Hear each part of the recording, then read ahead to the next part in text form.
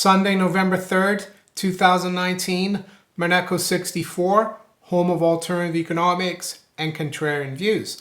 This afternoon, I want to talk about the dollar index. There's a lot of talk about how the dollar has been so strong, right, in the last 11 years. After all, the dollar index bottomed in the first quarter of 2008 at 70.69. Right now, we're at 97.12. That was the last settlement on Friday. We got up to 99.66 recently. So yeah, the dollar index has rallied strongly. But don't forget, the dollar index is just a basket measuring the US dollar against other fiat currencies. For example, the euro has got a 57.6% weighting, Japanese yen 13.6, sterling has got 11.9, Canadian dollar 9.1, Swedish krona 4.2, and the Swiss franc 3.6%, right? So it's mostly weighted by the euro and the yen and sterling. Those are the top three. So when the euro moves, the dollar index moves. And today I want to talk about the cycles in the dollar index that we've seen in the last 30 years plus, and how I still think that the top in the first quarter of 2017 is a long-term top for the dollar index, that on average the cycles since the late 70s have lasted about 8 years. So we could expect the dollar to remain weak up until 2025. Of course, the cycles are not exact. Some cycles have been as short as just over 6 years. Some cycles have been as long as 9. So somewhere around, I would say, 2023, 2025 or thereabouts, we should see a bottom in the dollar index. So a measure versus other fiat currencies. And I want to look at gold as well, the longer term picture, and see where gold was when the dollar index bottomed in the first quarter of 2008. So I will first show you a chart of the dollar index cycles. So this is a quarterly chart going back all the way to 1976. And you can see there that I wrote the cycle lows and the cycle highs. So there was a Q4 1978 cycle low in the dollar index. The prices are not that important, of course, more the time of the cycles, right? So, and then we topped again in the first quarter of 1985. So that was just over 6 years. So that was a relatively short cycle compared to the upcoming ones. And then you've got the cycle from the top in 1985 to the bottom in the third quarter of 1992. So that was just over 7 years, right? And then from that bottom in 1992, Q3 1992, we made a high in Q1 2001. So that was a long cycle. That took 9 years, right? Exactly 9 years, quarter to quarter. And then from Q3 to Q3 2001 to 2008 Q1, that took just under 7 years, right? So 6.5 years or thereabouts. That was when also gold topped, and I'll come to the chart of gold in a minute where it topped. You'd probably be surprised where it topped. You'd think that gold would have topped at a much higher price than we're now, because the dollar index now is a lot higher than it was then, right?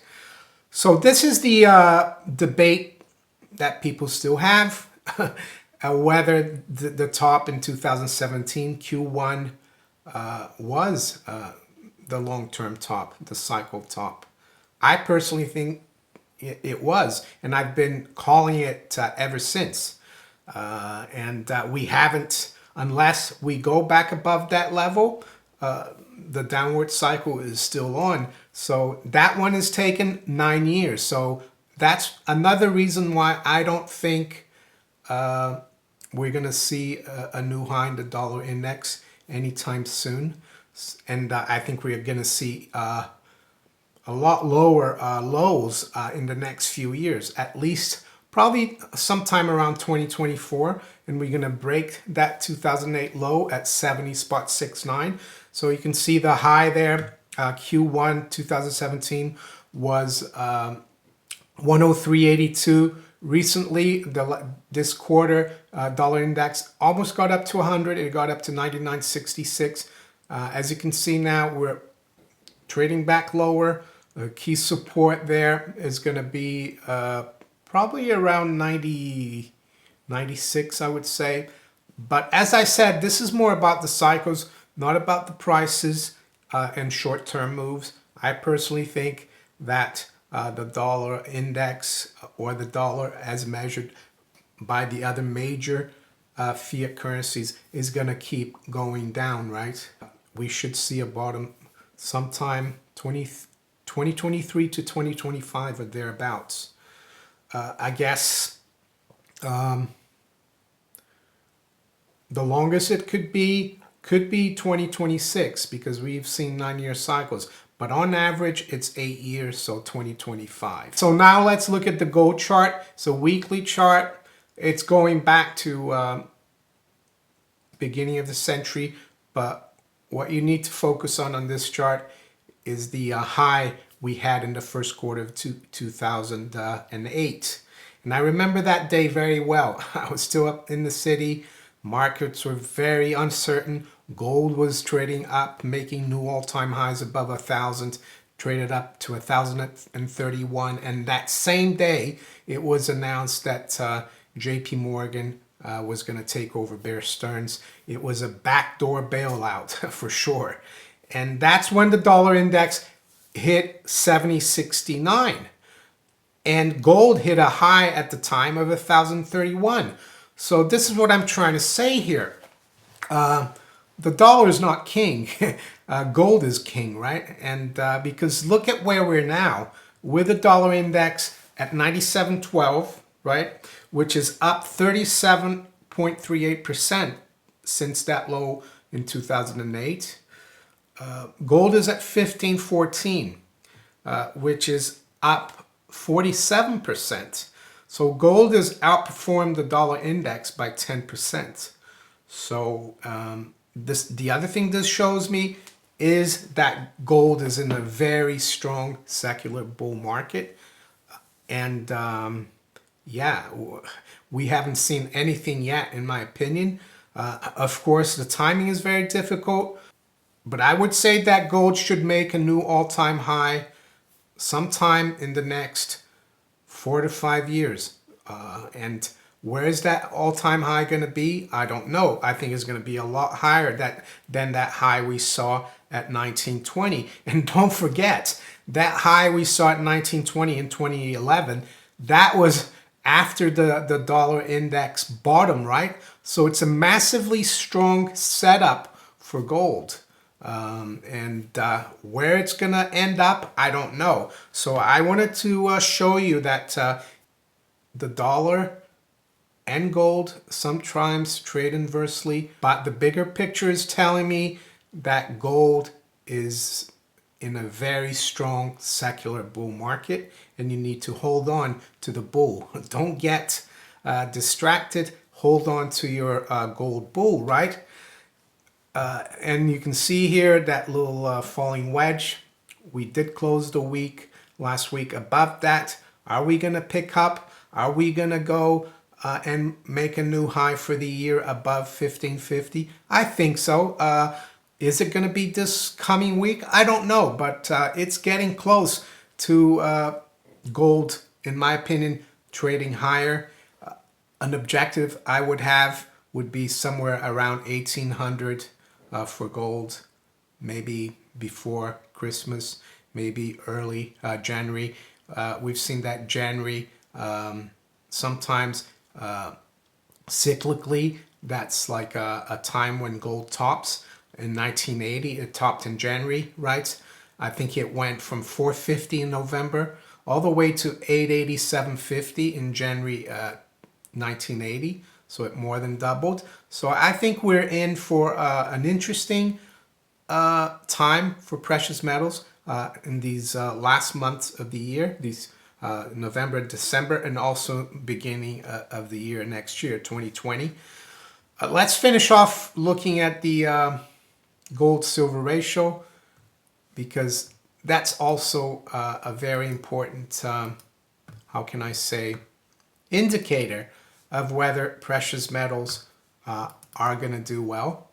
And right now, the gold-silver ratio is pointing to good performance by the precious metals. You can see that that ratio topped earlier this year at a highly elevated level, almost up to 94, and it's been coming off. We've broken a key support here in the last week or so. Right now, it looks like that ratio is consolidating here, but it looks like it's on its way down, which basically means that silver will outperform gold. And that's what usually happens when you get a very strong bullish move in precious metals. What about silver? Let's quickly look at silver, how silver's doing. It's a bit more shorter term. This is just a weekly chart going back a few years here. The important thing to note here is that we've broken this big falling wedge, of course, that was created over the last 2 years or so, 2.5 years. We've broken through there. We spiked almost up to 20 back in beginning of September. And since then, we've been consolidating, and it looks like we're breaking above this little bull flag here. Last week, of course, the week before last, it looked like we're going to break out on Friday of that bull flag, but the market closed lower at the end of the day. But it looks like now we could be set up to move a lot higher here in silver. What would my objective be for silver? I would say somewhere around $22 to $23. We could see a silver go, maybe even more if silver is going to outperform gold. And I'm saying this in terms of the next 2 months, a little bit like gold towards the end of the year, beginning of 2020. Longer term, I think we're going to go a lot higher. Where we're going to go, in my opinion, depends a lot on how much funny money or funny credit out of thin air the central banks continue to create, right, with their money printing. The more they do that, the higher the precious metals will go, in my opinion. I will be doing my live stream later on tonight. It is a Sunday, so keep an eye out for that as well. If you enjoyed this video, make sure you hit the like button, subscribe to the channel if you haven't yet. Make sure you also hit that little notification bell above to be notified of all my new videos. And you can also follow me on Twitter, Steemit, and on DTube. I wish you all a great Sunday. Take care. Bye.